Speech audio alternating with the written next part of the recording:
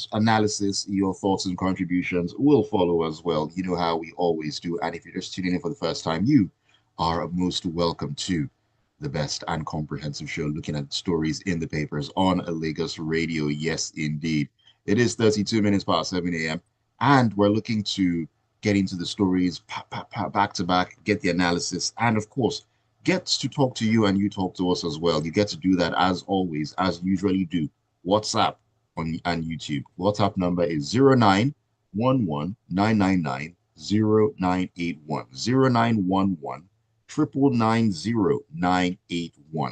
YouTube, you can join us at Smooth 981 FM Lagos, Smooth 981 FM Lagos. Leave your comments in the chat box as you always do, and I'll definitely be taking them with WhatsApp messages. All right, joining me to analyze the stories this morning, two of the finest gentlemen that I know. Yes, indeed. It is Devoe, Okorie, and of course, Lakunle, Yusuf. Lakunle, good morning. Great to have you once again. Good morning, Ayo. Good morning, the world. Good morning, Devoe. Good morning, everyone, wherever it is you are today that you are listening to us. The 8th month of the year is almost halfway. Ish. It's been an eventful year so far, so good. And we're still talking health, security, and safety, and food security. Among other things, it never ends. Devoe, good morning to you. Morning, world. Morning, Lagos. AY, Lakunle. A new day and a new week. Cool. Justice for bandits. Do you know who I am? Justice for bandits, Devoe, you cracked me up. Anyways, we shall begin talking about bandits this morning. We're stepping into the Daily Trust, where in Safada local government area of Katsina State has joined Jibia Batsari and Dan Musa LGs in negotiating a peace deal with armed bandits to restore calm in the area. Now, Daily Trust reports that before the latest development, only the 3 local government areas had such agreements, which allowed affected communities to cultivate their farms in relative peace, while bandits enjoyed freedom of movement to markets, to hospitals, and shops within the towns and villages for daily business transactions. Devoe, I mean, correct me if I'm wrong here, but I could have assumed or sworn that there was a duly elected and functioning, in quotes, government in Katsina State. But here we are. Yes. Can you hear me? Yes, we can. That's the billion-dollar question, AY. And before we ask that question again, I want people to know that this headline, another Katsina LG enters peace deal with bandits. Let us reword it as another Katsina LG surrenders to bandits in Katsina. Hear me well. Another Katsina LG surrenders to bandits in Katsina. You see, there are 2 stories today that we'll go through that to me are not stories. They are movie scripts. Because sometimes we just read through these things and we just blah, blah, blah, blah, blah, blah. And it's like we're not understanding what we're hearing. How can, in 2025, under the Federal Republic of Nigeria, you hear a story that Safana local government has joined Jibia Batsari and Musa in negotiating a peace deal with armed bandits to restore calm to the area? In English, that is called a contradiction. How do you negotiate a peace deal with armed bandits, right? That, first of all, is the beginning of the error. Now, they said these communities have gone to these bandits in their hideouts, okay, because they've been having massive and incessant attacks, killings, and kidnappings, being held for ransom, okay, of which the communities obviously cannot farm, they can't live, their lives are at stake, many are being killed, okay, and because of that, they've got to sit down with these bandits to say, okay, let's reconcile our differences. Excuse me, is there any difference between you and a lawbreaker, right? Let us build mutual trust. Hey, God, anyway, I said it's a movie script. Who are you building mutual trust with? A bandit, an armed robber, and ensure peace, right? And they said that in this reconciliation, that they urged the community leaders, urged the bandit leaders to fear God and live peacefully. Oh, Jehovah God. I don't think they know what God actually means, bearing in mind what they do. It's like telling a tiger, please, when you see meat and blood, do not grab it. Just walk by it. Just walk past whenever you see meat and blood. You're talking to a tiger. Now, on behalf of the bandits, they said, okay, let us agree on some terms. And what were the terms that they agreed to? That the LG chairman, Abdullah Sani Safana, said that he expressed joy at the accord and he promised the protection of dignity of all parties. Excuse me, do armed bandits and kidnappers deserve dignity? Is it that I'm reading this thing backwards? They said, okay, that the LG would ensure free access for the Fulani herdsmen to hospitals, markets, and other basic amenities, pledging to renovate the dams for the benefit of the communities and their livestock.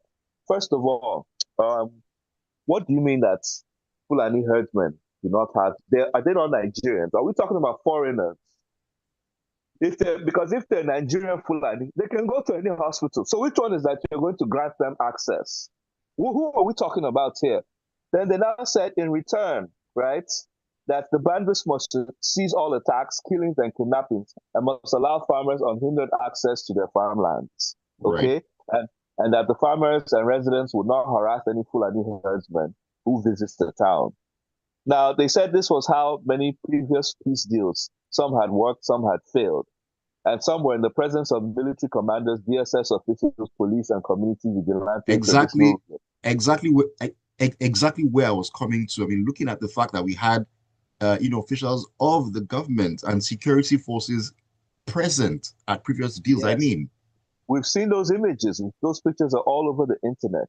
Now, if you go down the story, they said, that the bandits now started celebrating that peace only, peace only. Who are you referring to? And that some of them brought their weapons down and said that they were happy with it, okay?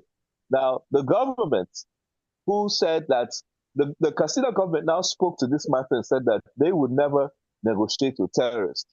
But they said that if the terrorists were willing to drop their weapons, okay, that at that point, that the government would allow them to be restored or to live peaceful lives. Is that not a negotiation? At what point have we rearranged legalities and now said, okay, even if you break the law, as long as you're willing to come out, raise your hands in confession that, okay, it was me, I will not do it again. Therefore, you will not suffer any consequence. AY, I ask you, I don't think this is real life. This is a movie script. Are you getting what I'm saying? Because this is simply bring it home.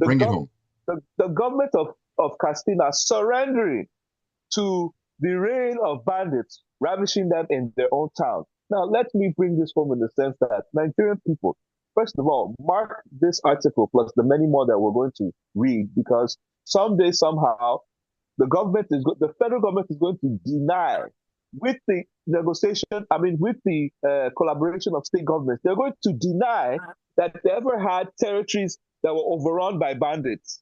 AY, I'm going into anger right now.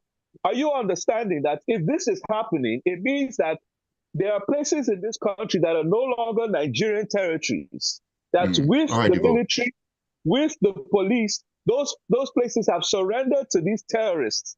Those places are no longer, they should not be called Nigeria anymore. Now, I'm saying this because this is happening at a time when people are saying that, things are getting better. Things are not getting better. And my point here is this. If we don't stop this nonsense going on in this country, because at the end of the day, with all the security, with all the equipment, with all the manpower, it's clear that government is involved with this charade that is taking place. Because I don't believe that a few young people called criminals, terrorists, are the ones holding Nigeria ransom, all in the name of politics.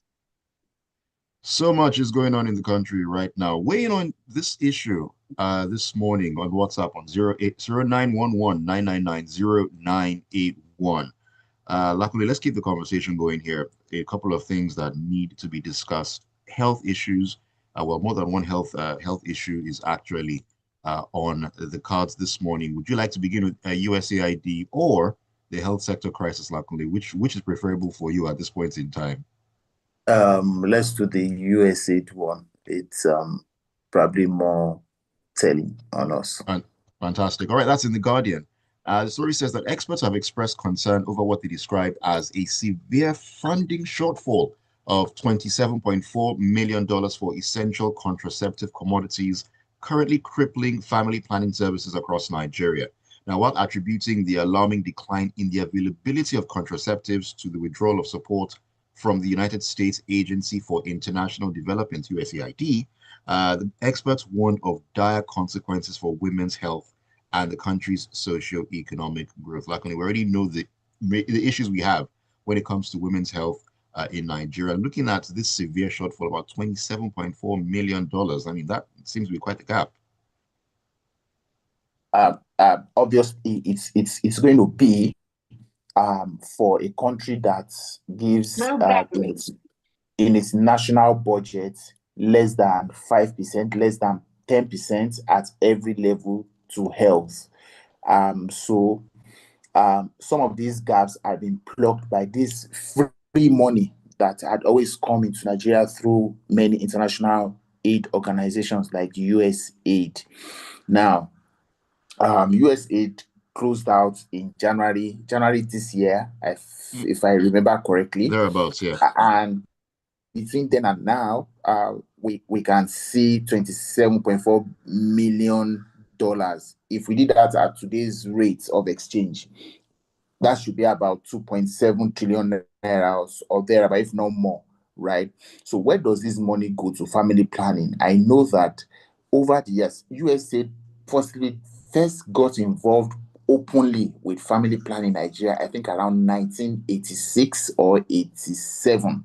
And that was the time that there was a move by the government and the wife of the head of state of that time that women should have not more than 4 children. And we're making a joke. So for those who have 4 wives, that means that they will end up having 16 children each. That's for the men, right? And between then and now, I think 1988, we had the population census. They then officially said we're 88 million. And we are now in 2025. That's about approximately like 40 years after. We are 220 million estimated. That means our population has grown by more than 2,000% in that 40-year interval. Despite all this money that has been spent, the shortfall is probably going to make the case worse. Now, don't get me wrong. I'm not an advocate for unwholesome practices. Yeah, and I'm not an advocate for why people put blanket condemnation on family planning. There are ways you can determine, okay, this number of children I want to have, these are the methods I want to use. All these methods are available everywhere, but it's been funded externally. Okay. And that is part of the problems we have, that when we in the local parlance that we say awoof they run belle. Now our belle is now running because we are so used to getting freebies in managing this thing. Now, I know Society for Can Family you Health. define what is family planning? Okay, so family planning is just basically your ability or your decision to choose how the number or how you want to raise your children so that they can live a healthy life, the healthy life of the mother, the healthy life of the father. I mean, so everything that's got to do with reproductive health of the father, mother, and the products of the reproductive health of the father and the mother, of the man and the woman. So everything that's involved is what is family plan, not necessarily just having children or getting pregnant, really in the process. Thank you for reminding me to do that. Okay, so my thoughts back. So when we have outsourced taking care of these basic things, if you look at the numbers, go to statistics, look at the numbers of Nigerian women who die of birth-related complications. Look at the number of children who die between age 0 and age 5 when they were born. You will now imagine that when this money was available, those numbers were happening. Now this money is not available. You can imagine what the numbers are going to become. So, what are our local government doing with our primary health care centers? What are our state government doing with our tertiary health institutions? What are the federal government doing with our teaching hospitals? What are we? We've spoken so many about the facility, the personnel, the equipment, the everything. What have we done about researches into developing our own local, our own based stuff that can help our health in this regard? We have just resigned to, okay, the money is always going to come in. Now the money is not coming in again. How have we reacted to it in the last 8 months? We knew it was going to happen 7 months before it happened. What was our plan?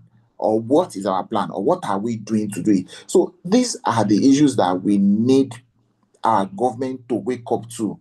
Universities, teaching hospitals, research Right. centers that are centered around health. We need everybody to put hands on deck and help us to solve this problem. We cannot pay lip service to it. We cannot go and be taking loan to deal with these kind of things.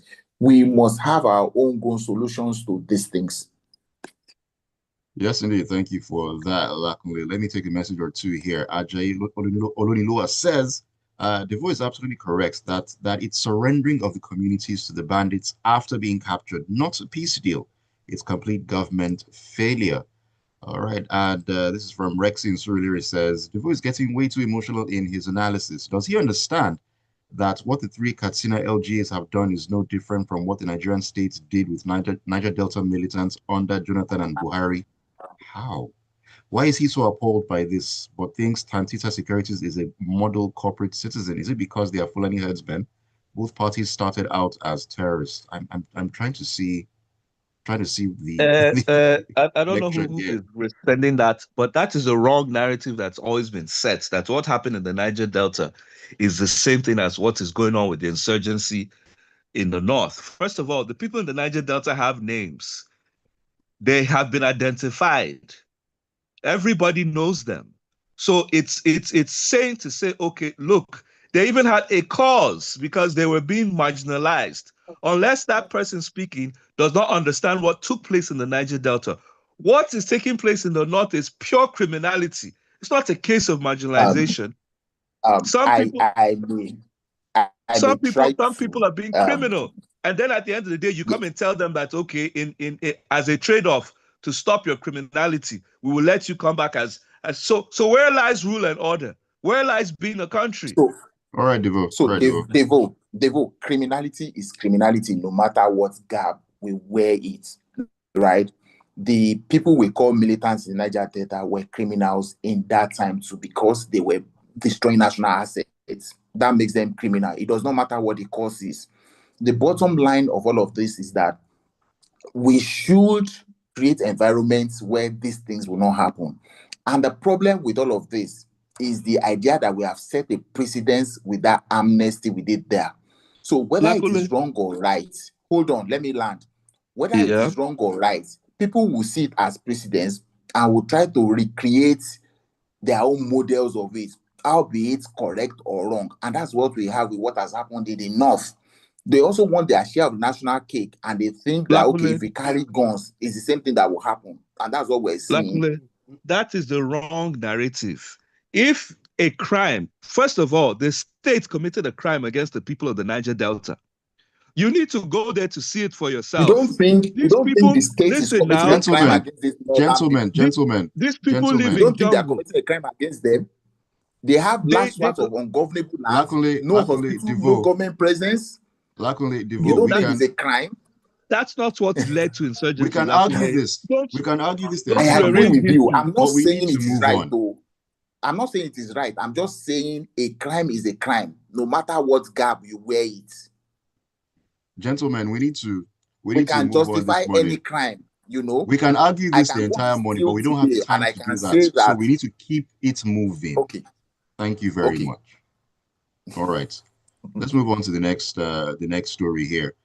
Devoe, this is coming out of the Premium Times newspaper, where President Tinubu on Monday made and reversed a major appointment within hours, reappointing Muhiba Dankaka as chairman or chairperson of the Federal Character Commission at 6:35 p.m., only to replace her with former lawmaker Ayo Hulayat Omidiran by 10:44 p.m. Now, this unprecedented change has caused widespread confusion with some stakeholders, including the Emir of Ilorin, issuing statements congratulating Ms. Dankaka on her reappointment, even after the president had actually withdrawn it. What exactly is going on here, Devoe? It seems like some confusion, as it were, in decision making. What's going on?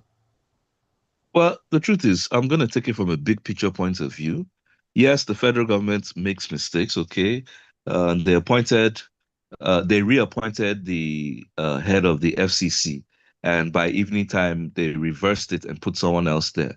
That's not even my problem, because that actually should not make the papers. What should make the papers, and where people should understand, is that how come the federal government, that's Tinubu and Shetima, are not focusing on governance? Let me inform people that there are 3,500 ministries, departments, and agency positions, meaning you're talking about the heads of agencies, okay? The boards, okay, that need to be appointed. Since this administration came on board, they've done roughly like 1,000. Now it seems as if they only appoint people maybe from a political strategy point of view. Now, when you don't put in proper boards in some of these agencies, put in heads, okay? What it means is that you are delaying governance, the service delivery that is meant to take place. That is why a lot of things are not functioning properly in this government. It's not as if people have not put in applications or petitions or asked for things to be done. Papers have been written, white papers have been presented, presentations have been had. But those agencies, ministries, departments cannot move forward because they do not have constitutionally approved boards or heads of government. Can you understand why Nigeria is grinding very slowly? And I'm wondering why the government is wasting time. You only have less than 2 years left. What is going on? And this is just clear proof that they were not ready for governance. Because if you said, "Oh, I must rule, I must be at the top, I must sit as president," then you must have known the responsibility that it carries, and that this nation is quite large. You're here playing politics, trying to put only your people, whereas you have a country of 200 million people.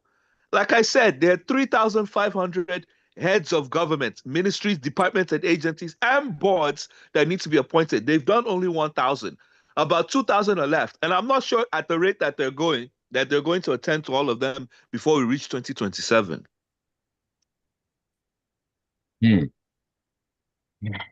At this point, I'm short of words, really and truly. But because of time, I don't make too many comments. I'm just going to keep the ball rolling here. Lakunle, we need to we need to continue this conversation. Lakunle is also yes, things can get a bit hairy and emotional. But hey, these are the things that mean something to us in one way or another when you look at it from different perspectives. Lakunle, let's step into the Guardian here, and this is just an update on what's been going on with Ibom Air, and of course the situation concerning the young lady who's been remanded. That's Ms. Comfort Imansi. Now, the NBA, the Nigerian Bar Association, has called for the immediate withdrawal of the lifetime flight ban imposed on her by Ibom Air and the airline operators of Nigeria, describing the airline's handling of the incident as unlawful, degrading, and a violation of her fundamental rights as well. And they've also offered to provide Ms. Imansi with free legal representation to ensure her rights are protected and that she obtains redress for the violations that she suffered. A lot has been said about the things that she did, but of course, when you look at things from a holistic point of view, Lakunle, I mean, that she also, she also had some things done to her, some violations against her as well, that you would say need redress. And I think the NBA is bringing that to light as well. Right. So since the news broke, I've tried to, even in private conversations and public, not to offer an opinion. But in my mind, I see that the whole of this, like I said before we went on air, is that generally all of us Nigerians, we need to take a chill pill.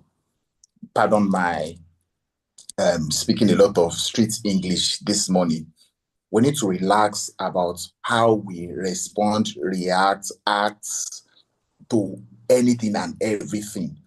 Okay. So if you look at all of this, a simple instruction of they even put please for those people who travel by Air Nigeria, please switch off your phone when we want to take off and when we want to land. They even put please inside.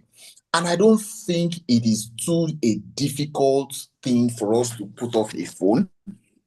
And for just 1 hour, I've had any flight in Nigeria that's more than 1 hour. Yeah. But so the whole of this issue started with please switch off your phone and somebody not doing so. So maybe I would rather look at it from that point than the pleasing thing in this report is that the NBA is offering a free legal service. Part of what I was saying about relaxing how we react to things also featured this thing. They ordered or they demanded that they should immediately withdraw the what's it called, the lifetime ban placed on her. You can't order. It's so pleasing that it is coming from the NBA, the legal body. You are ordering. It's like you are issuing a threat. So if they don't withdraw, what happens? So sometimes the language, the body communication, the way we react tends to escalate a lot of things. And we have used our long lives, our long existence under military administration as excuse for these things for too long. Everybody, all of us, we need to relax. It doesn't cost us anything to respect these laws, respect ourselves. And the mantra of, do you know who I am? Do you know who I can call? You go on the road, two people hit themselves. Two of them are reaching for their phones to call somebody. Who are you calling? You are on the road, you've hit yourselves. You are exposing yourself to danger on the road, but you are busy calling somebody because you know somebody. I mean, those are the kind of things that we need to be circumspect about. So the matter is already in court. For want of not wanting to be arrested, or how do you say, for contempt of court, I'd rather not focus on those, but on the things that led us to where we are on this matter. I think that all of us need to take a cheap pill, take ourselves in the mirror before we leave home every day that I am going to be of my best conduct anywhere I go. There are all shades of wrong in the whole incident from day one. There is nobody that can say I'm above board in all of this that has happened. And it is on that premise that the idea that we need to relax needs to come onto play every time, everywhere, anywhere where we find ourselves. All right, Lakunle, let me run through the messages really quickly here before both of you just, put in your parting shots this morning. This is from Fabian Inekwe says, if revamping the health sector is a priority of the government, it will be shown by the way they improve the welfare and training of the personnel, work on the dilapidated structures, and hold a stakeholders meeting on how best to move forward. Focusing on the contraceptives and other loans without doing the needful will amount to nothing. Regarding the unfortunate incident concerning the lady, we should not believe what was seen on the video as we weren't there. The lady was wrong, and the handling of the incident plus investigation is also wrong. Well, we can walk and chew gum at the same time. This is from Tony Nisola says, I hope those in support of negotiations with bandits in the north will not oppose the peace deal with IPOB. This is Tony in Ikeja, and Tony, he says he's not in agreement with you, Lakunle. He says that you're analyzing this with rose-tinted glasses, and says currently that you don't find anything wrong with your brother's government. I put that in quotes, and I guess he means government of President Tinubu. This is why this country continues to drift out of control. How? In what way? I mean, we don't have to always agree. That means I'm actually wearing photochromic glasses, so maybe because it's dark. Yeah, but I'd like to know in what context am I supporting my brother? Of course, who should I support? It's vanilla tinted. Maybe you got it wrong. It wasn't rose tinted. Deja Vu says, we need to learn to hear all sides of an issue before passing judgment. The NCAA is now asking for evidence after the poor lady was assaulted and humiliated. The purported ban contravenes the constitutional right to freedom of movement. Why wasn't she picked up inside the arrival hall quietly? The cabin crew have the authority to prevent a passenger from leaving a plane. I mean, as far as I know, the person in question is taken out of the plane. Now, how the person is taken out of the plane is not the question. Two different things.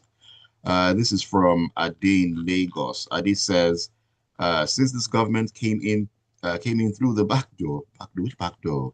They've turned laws to lawlessness. Look at rascality. Rule of law has been thrown into the bin. They've enslaved Nigerians through their obnoxious policies that have turned the people to beggars and almajiri in the midst of plenty, and turned the nation into a gangster paradise as well. While they tax the daylight out of you, expecting you not to protest, they'll say it's treasonable while they enjoy their luxurious lifestyle. All right, thank you, Adi. Chidise says, switching your phone to flight mode is as good as turning off your phone. Let's not sound like we're in 1876 here. The way she was treated like a criminal was so unfair. I agree. But I mean, if they say turn the phone off, why are we arguing over whether or not it's flight mode or not? They said turn the phone off. Exactly the problem. Why are you arguing? Do you want to know more than the people if they are in control of your life as long as they're in that tube? Just obey. Simple. Stan we can says, justify these things forever we want. Stan says, please, what cause are the bandits and Fulani herdsmen fighting for? At least we knew what the Niger Delta militants fought for, which is the marginalization and oil spillage on their water and soil, which affected their means of farming and environment. Tony in Marine Beach says, 3 Tonys this morning, I just noticed, interesting. Is there anything like peace deal with bandits? I can see another version of Hamas and Houthis trying to rear its ugly head here in Nigeria. Let me see any comments here on YouTube. All right, no, there isn't. Okay, gentlemen, thank you so much for joining me this morning. Before we go, let's just getting your parting thoughts very quickly. Let me start with you, Lakunle. To the gentleman who spoke about my tinted glasses, maybe I'm going to my optician today to get a plain one so that I'll see clearly, but I'll see better. I think that part of what we need to do as Nigerians, we all need to relax our I am in charge, I am in control, what I want, it must be what must pass. It does not cost us any. We see it every day on the road, in our offices, everywhere. We need to relax. We are running up our blood pressures because of things like this. And to our government, please help us with our health. It is very important that we deal with it as an emergency. Please help us. All right, thank you, Lakunle. Devoe. All right, enjoy your week. Shine your eye. Short and sweet. Enjoy your weekend. We go and shine your eyes. Yes, indeed. All righty. Thank you so much, guys, once again for joining me. It's a pleasure as always. Thank you, Lagos, Nigeria, the entire world for being part of the show. The Smooth Breakfast, of course, it kicks on 8:15. It's all about sports in the locker room. Bye.